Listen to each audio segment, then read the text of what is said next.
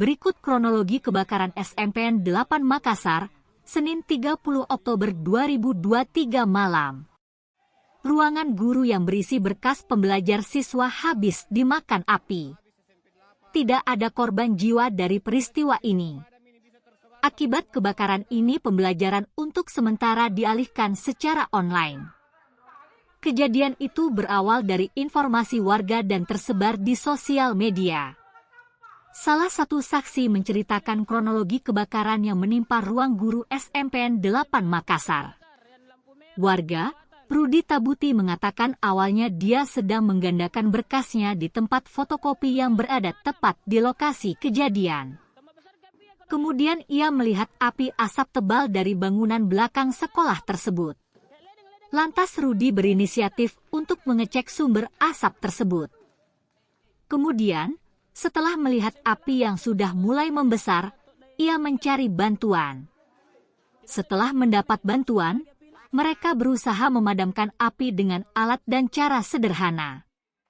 Upaya Rudi dan kawan-kawan berhasil membuat api sedikit padam. Sambil menunggu petugas damkar datang, Rudi terus berupaya agar api tidak menjalar ke bangunan yang lain. Setelah pemadam datang, Rudi dan kawan-kawan menarik diri dan menyerahkan finishing kepada petugas.